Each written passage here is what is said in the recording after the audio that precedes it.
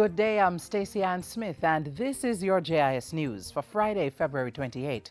The planned privatization of the Kingston Container Terminal KCT through a long-term concession agreement with a preferred bidder is on target.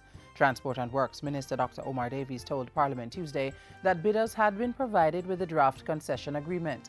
Officials from one bidder, the Port Authority of Singapore, were in the island this week, meeting KCT management and conducting site visits. The Port Authority of Singapore team will return on March 10th to begin a detailed technical assessment of the KCT facilities.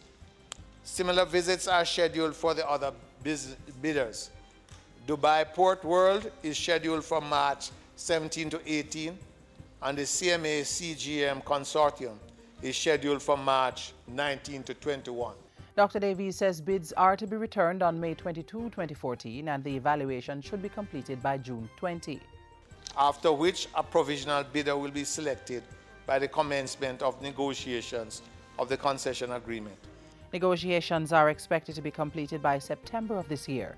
The privatization of the KCT supports government's plans for the Jamaica Logistics Hub.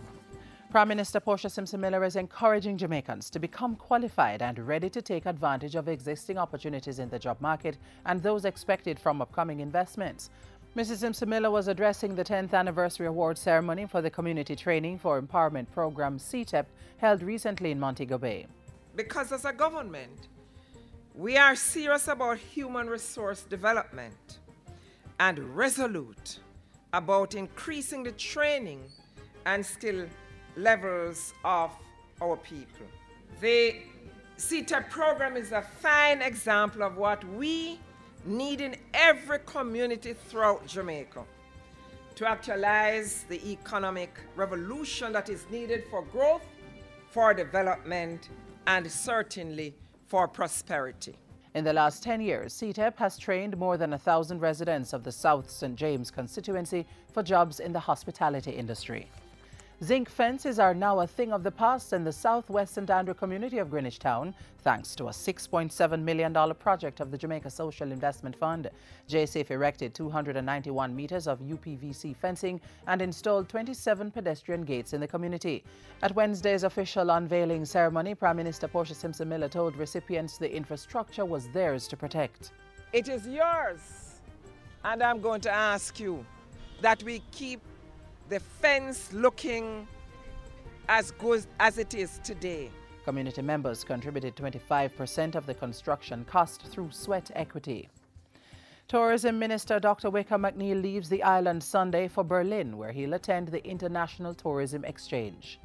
ITB Berlin is the largest tourism trade show in the world and is a prime marketplace and driving force behind the international tourism industry.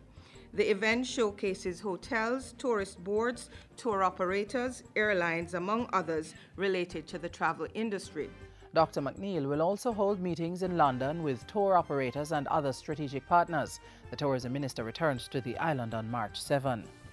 Principals and guidance counselors from 95 schools are to be trained in effective restorative justice practices on March 3 and 4. Justice Minister Senator Mark Golding says the aim is to help build positive school communities and reduce antisocial behavior in youth, which should result in lower levels of suspension or expulsion of students due to violence. It takes committed and vested citizenry, as well as civil society, non-governmental organizations, the church and others, finding their respective roles in the process of reconciliation and peace. Restorative justice provides an avenue for the effective inclusion of all these in dealing with crime and mitigating the adverse aftermath of offending. Minister Golding was speaking at a recent graduation ceremony for 60 restorative justice facilitators. The graduates completed a 2-month training course on areas such as introduction to the criminal justice system in Jamaica, communication and conflict management, and code of ethics for restorative justice facilitators. And finally, a veil of sadness covered the Norman Manley International Airport as the plane carrying the body of 18-year-old St. Jago High School athlete CAVAGH'N Mackenzie touched down on the tarmac. Mackenzie collapsed and later died after competing at the North American, Central American and Caribbean Athletic Association Cross-Country Championships in Tobago on Saturday. Prime Minister Portia Simpson Miller and members of CAVAGH'N's family gathered at the airport Thursday to receive his body. It's really very sad for us, and I can understand the grief of the parents at this time. And on behalf of the government and people of Jamaica that he represented so well, we want to extend to his mom and dad and members of the family our condolences. Government has assumed the cost of funeral arrangements and has been providing counseling support for members of CAVAGH'N's family. I know he die and support his country. He always have his dream, say, Mommy, I'm doing this for you because I'm going to buy a big house for you. I'm going to make it be happy and make it be all right. While the Trinidad and Tobago government carries out its tests, Prime Minister Simpson Miller says Jamaica will be looking at its own scientific tests to determine a cause of death. And that's it for JIS News Today. I'm Stacey Ann Smith. Thank you for watching.